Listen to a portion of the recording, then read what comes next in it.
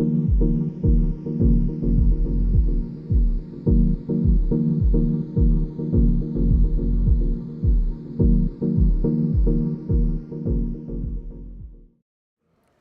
is Darius at Retail Tech Podcast. I'm over here at Shop Talk Day 2 with Slava Rubin from Indiegogo and Chris Tsai from Celery. Thank you so much for giving me your time. I'm looking forward to learning more about what you do. If you want to do a quick introduction yourself, please. My name is Slava Rubin. I'm one of the co-founders of Indiegogo. Been around now for 8.5 years, and we're super excited to be here announcing our strategic partnership with Celery. Hi, I'm Chris Tsai, co-founder CEO of Celery. We've been around about 4 years. We're a pre-order platform for people to run pre-orders and crowdfunding on their own websites, and also equally excited to announce our strategic partnership with Indiegogo. Okay, great. So Slava, you can maybe go into a little bit more detail on what this partnership actually is and the new thing that Indiegogo is working on? Yeah, so when Indiegogo launched in 2008, it was crowdfunding only. The word crowdfunding actually didn't exist, but we would only run campaigns. There was a need for being able to go from a campaign into pre-orders while you're actually making your product. And there were companies like Celery that helped to fill some of that need. In the last 1.5 years, we came out with our own product called InDemand. InDemand has been growing very rapidly, now over $20 million of GMV per quarter.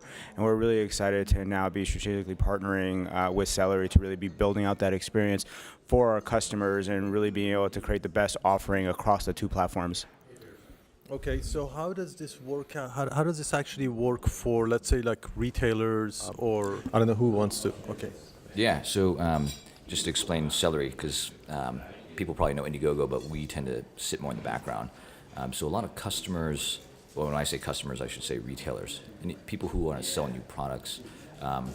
Traditionally, they would, early stages of a product, decide either between a crowdfunding campaign on, say, an Indiegogo or other platforms, or choose to just do the campaign on their own website. But it was very challenging to do the campaign on your site because you usually have some kind of e-commerce platform, or you don't, to do that functionality. We came on the scene in 2012. We ended up working with a lot of Indiegogo alumni campaigners to help them shift from crowdfunding, which is the earliest stage, to pre-orders, which is when they're still just trying to capture demand for a product, and then finally move into fulfillment. When InDemand came out about 1 year and change ago, they opened up a pre-order community marketplace, which was attractive to a lot of our merchants. And so we've been talking for a while now, and it made a lot of sense to take our pre-order platform, all the tools to manage and fulfill orders, and bring our merchants the powerful traffic and community from Indiegogo. So it was a perfect marriage. So how does the actual implementation work? Customers go to Indiegogo.com and then they sign up? Or? Yeah, so anybody who's a Celery merchant who's already installed pre-orders or crowdfunding on their site now has the ability to generate an in-demand page, which lives on the Indiegogo community marketplace. So it's easy for them to get the benefit of the traffic. It's kind of like how you would list a product on Amazon.com. Okay, so that's from the Celery side. From the Indiegogo side, people can set up, for example, Celery pages or campaigns or? Correct. So lots of Indiegogo users are already setting up their own in-demand experience, and some will want some functionality that maybe Celery only has right now. So they'll be setting up a in parallel Celery page. So they'll be getting the benefit of both Celery and Indiegogo, which instead of having it to be as two completely separate experiences, we're really combining forces to be able to help that customer to think about it as one experience with two different channels.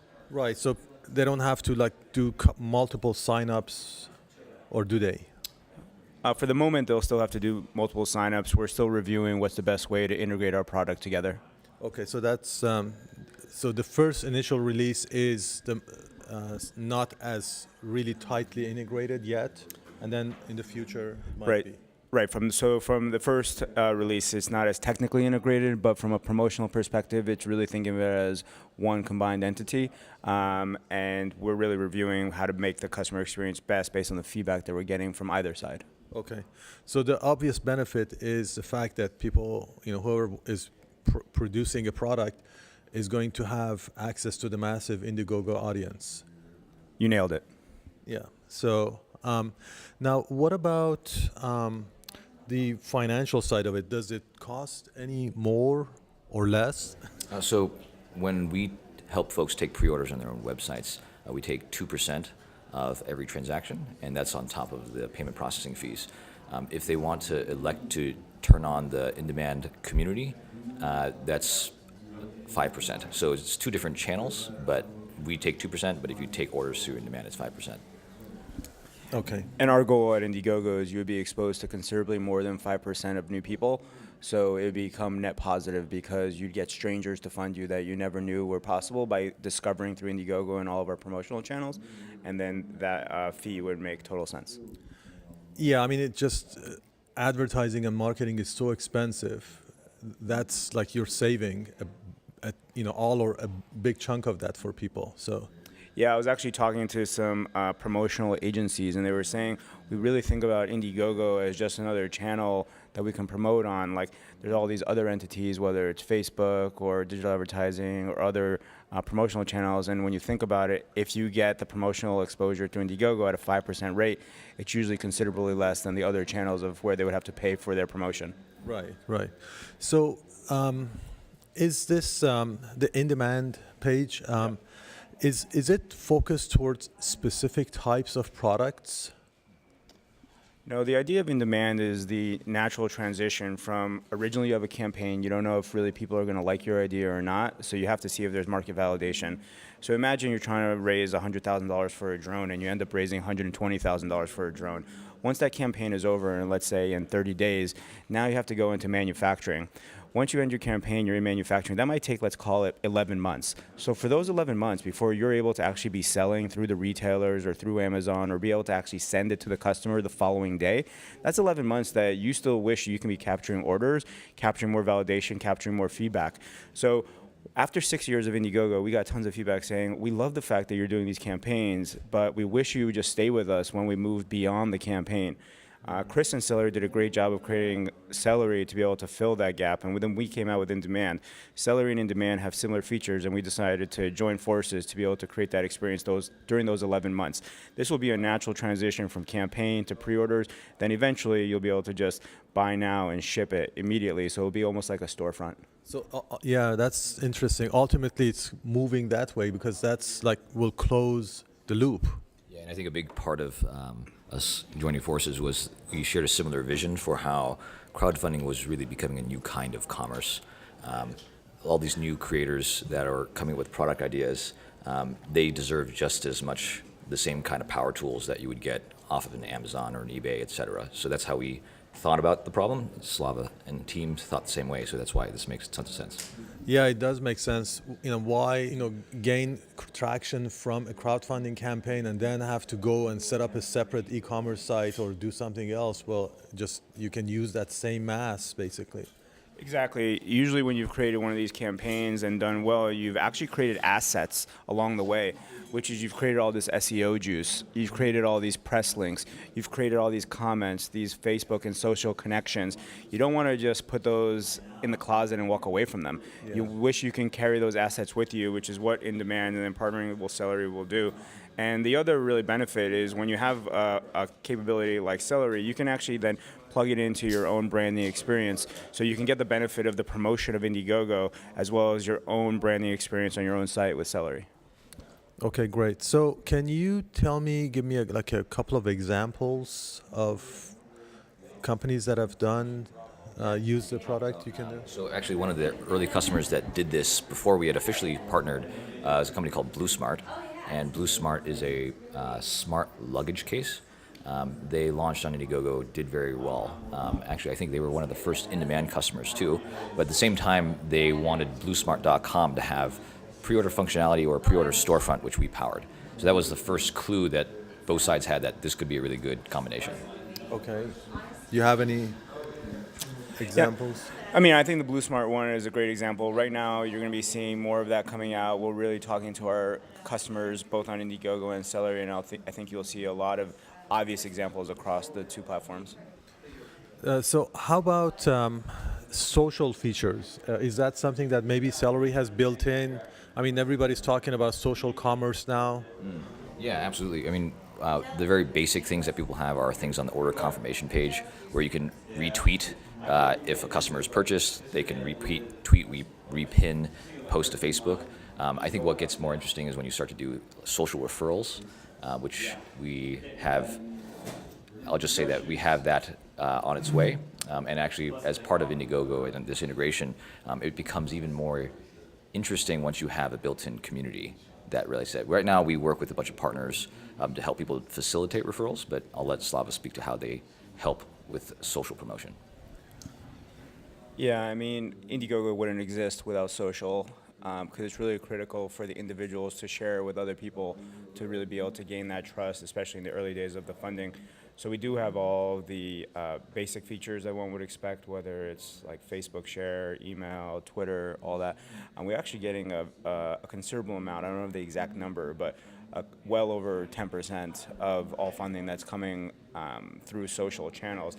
And then we also have a feature inside, which is a referral contest, which you can actually track in the Indiegogo dashboard. We're starting to get into a lot of details here, but you can actually track who is sharing the best, who's bringing in the most audience, who's bringing in the most conversions, who's bringing in the most dollars. So you can actually have your own audience turn into their own machine to be able to be sharing. And in the result, maybe they're earning something like a free, let's call it Blue Smart suitcase, or maybe if it's a musician, they're getting backstage passes to the actual concert by being recognized as one of the top referrals. Added value, of course, right.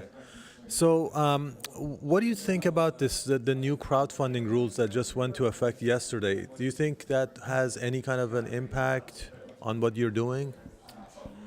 Yeah, I mean, I think that as it relates to broadly America, I think it's a huge impact. Title III went into implementation yesterday, which is equity crowdfunding. It's a rule that kind of reverses the way America was regulated for investing all the way back to 1933. We've been waiting for this for a few years. Actually, the bill was signed by President Obama in April of 2012. There are a few companies that right away have launched on day one. I think it's very early days. Indiegogo is definitely leaning forward and researching what is the right way to become part of all of this.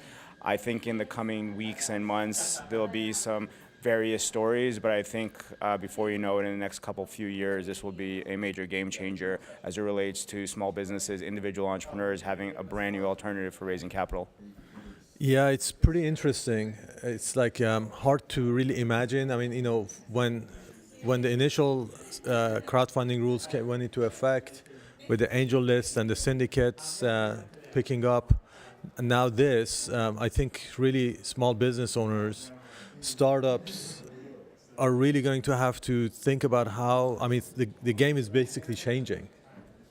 It's going to be really exciting. Lots of people have so many opinions, but no one's opinion is better than anybody else's because no one can say, I've lived through it or I've had the experience of knowing what it's like. We're going all the way back to 1932 when you can still do this sort of transaction, and I think that it's really exciting. Just be able to create a new alternative beyond just the VC, the banker, the government institution, being able to go to your friends and your neighbors and say, hey, you don't need to be rich, you don't need to be a sophisticated investor, you don't have to have over $250,000 of salary, over $1 million of net worth. You can just be a regular person and be able to invest in my regular small business or startup is pretty exciting. Or your customers. Oh yeah, that's even better. That's the gold I think that I see. Yeah, I mean, for example, if you already have a corner pizza shop and you already have 5,000 customers and you're trying to, build a new feature or try to add a whole new storefront in a different part of town, it'd be great to get those 5,000 customers to say, I love your Sal's Pizza. I'm going to throw in, $1,000 each, and next thing you know, you have some ridiculous new pizza chain. And this really came out really clearly when the demand for this sort of thing with Oculus Rift, if you guys remember what happened with them on Kickstarter. I think after Oculus raised, I think it was about $2 million, and then eventually sold to Facebook for $2 billion. I'm sure all the early customers or backers of Oculus wish they had some equity. Yeah. I know, it's, and one of the biggest challenges that any retailer, any product has these days is loyalty. So if you think about how much loyalty this is going to add just because somebody owns 2 of your, or 10 of your shares. So Absolutely. I mean, I think you see this similar but different already, even in sports. So, like the Green Bay Packers, the NFL team in America is owned a portion by its fans. And it's incredible, just like you were saying, the loyalty that you get when it's more than just, I give you money because you share a product with me or you show me something. I give you money because I believe in it and I want to be a part of its future. I mean, it's an incredible concept. And again, I think it is a game changer. I think there'll be some uncertainties in the weeks and months to come, but I think once you start looking a few years out, it'll be a big game changer.